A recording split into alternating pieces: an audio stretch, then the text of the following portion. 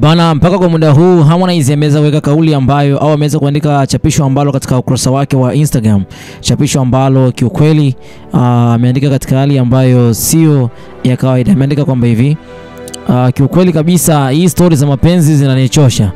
Just wanna do life with someone inshallah. Inaweza kuwa ni kauli ambayo inatokana na mambo mengi sana ya kisaikolojia. Inaweza ni kauli ambayo ni mambo ambayo yanamuumiza katika moyo wake. Kuna mengi ambayo yeye mwenyewe binafsi kwa sasa hivi naweza nikaamini kwamba anayapitia. Ndio maana ameweza kuandika kauli hii katika ukurasa wa Instagram, yani maneno hayo. Sasa Harmonize ametumia lugha ya mchanganyiko Kiswahili pamoja na Kiingereza, kitu ambacho ni cha kawaida sana kwa wasanii wa kizazi kipya.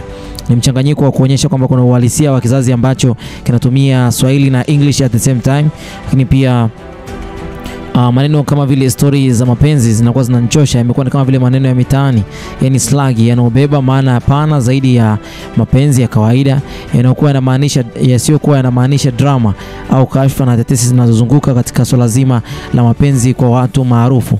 Kwa hiyo ameweka pia na emojis ambazo zimetumika kwamba kuonyesha kuna hisia kali sana ambazo ni hisia za kufikirika, za kuchanganyikiwa, yani kuna namna kama vile amechoka na hiyo hali ambayo anakutana nayo. Ni aina ya tofauti kabisa katika siku ya leo. Lakini pia alipokuja kusema tena just wanna do life with somebody, ni usemi wa kimagharibi unaojaribu kumaanisha kwamba anataka kushirikiana na mtu mwingine katika maisha yake na maisha ya kweli, na sio maisha ya maigizo wala si maisha ya mitandao. Nikiona maana kwamba kwa sasa hivi anatamani kufunga ndoa. Kwa hiyo kauli yake inaashiria kuchoka sana kisaikolojia. Anaweza kawa na emotion fatigue, hasa kutokana na mahusiano yaliyokuwa yamepita na anayoshambuliwa nayo sana katika mitandao ya kijamii, na kwa sasa anajaribu kuweka hadharani kwamba anatamani kuwa ni mmoja kati ya mtu ambaye ana mahusiano mapya, mtu ambaye ana mahusiano si yale kama ya zamani, bali mahusiano ambayo yatakuwa ni ya kufunga ndoa. Inawezekana kwamba anahisi pressure kubwa sana ya jamii, mashabiki na vyombo vya habari ndio ambavyo basi vinamfanya kuweza kuibua hisia zake mara kwa mara, sababu kuna drama za mapenzi ambazo zimewahi kutokea, na sasa hivi anaamini kwamba kama akifanikiwa kupata mwanamke ambaye ni sahihi, basi anamweka ndani. Ni pia anaonyesha hali ya kutamani utulivu wa ndani, emotional peace, ambapo mapenzi si sehemu ya maigizo bali ni sehemu ya maisha halisi na yenye upendo wa dhati. Hii ni ishara kwamba mpaka kwa muda huu amekuwa vilivyo, amekuwa kisasa, sio yule Konde Boy wa kipindi cha nyuma. Huyu ni Harmonize aka Rajabu. Sasa pia amechomeka neno inshallah ndani ya maneno yake kwamba ana ukuaji wa kiimani na anaashiria ukomavu wa fikra na mabadiliko ya ndani ya moyo wake. Kwa hiyo jamii nzima inamtazama katika hali ya kisasa, hasa ile ya Kiafrika. Nataka kusema kwamba hali ambayo ni ya Kiafrika, kwamba wasanii au mtu mkubwa anapokuwa amekuwa katika umri fulani, kuna umri ambao atahitaji kuwa na mahusiano ambayo ni sahihi. Lakini katika nchi za Afrika Mashariki tena especially, kumekuwa kwamba wasanii wengi wamekuwa wakiwa wanapewa spotlight ya maisha yao binafsi. Wengi wamekuwa wakiwa wanafuatiliwa sana, watu wanapenda kujua maisha yao yale ya halisi kuliko maisha ya kistaa zaidi. Lakini pia mahusiano yao huwa ni sehemu ya burudani tu kwa mashabiki, jambo ambalo linaweza pia kuwaumiza kwa upande wa faraga. Lakini pia Harmonize ameibua maswali juu ya mipaka ya maisha yake na wasanii, lakini pia na jamii nzima kiujumla. Kwa sasa hivi umri umeshakwenda na miaka 30 lakini pia anahitaji kuwa ni baba wa mtoto au baba wa familia fulani.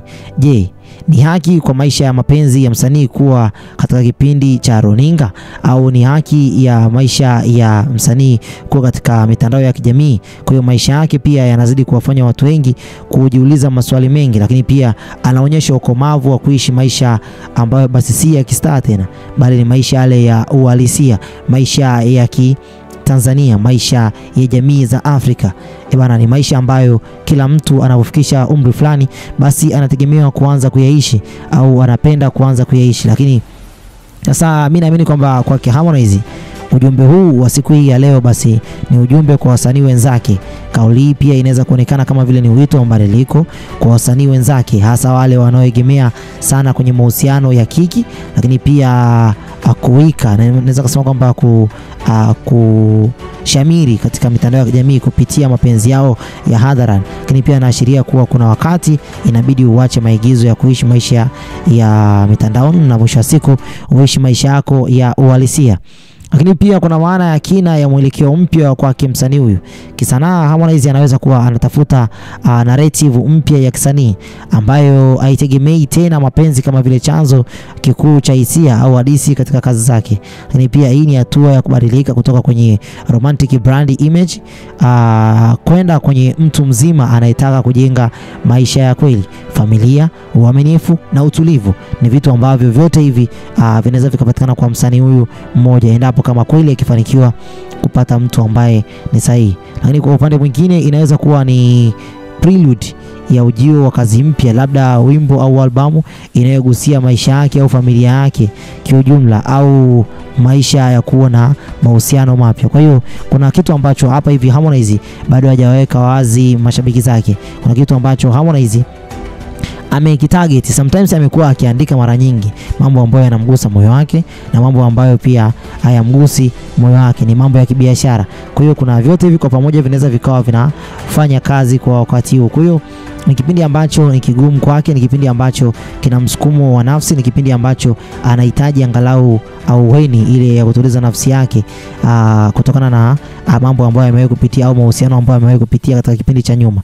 Bana, mimi nafikiri kabisa kwamba ni mmoja kati ya msanii ambaye amepitia changamoto kubwa sana ya mahusiano, especially kwa kipindi ambacho ametoka kwenye game, na kwa kipindi cha nyuma huko alipokuwa ametoka hatujui mahusiano yake ya kipindi cha nyuma, ila mahusiano ya sasa kuanzia alipoingia WCB kina Jacqueline Wolper na wengine wengi, na mwisho wa siku mpaka kwa muda huu tunavyoongea amedate mpaka mwisho wa siku na Kajala, na tetesi ziko zinasema kwamba wanadate na Abigail Chams. Yote haya yalikuwa ni shamra za kuhakikisha kwamba kuna mengi ambayo yalikuwa nyuma yake, kuna mengi ambayo yalikuwa yanazunguka nyuma ya nafsi yake, kuna mengi ambayo alikuwa ameyapitia na aliyokuwa yanamuumiza sana.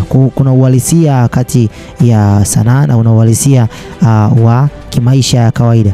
Kwa hiyo Harmonize mpaka sasa hivi kauli yake imeweza kuzua gumzo, na watu wengi wamekuwa wakitafsiri kama vile ni kauli tu ya kawaida, lakini pia au ni kauli nzito ambayo inabeba maisha yake kwa sasa kiujumla.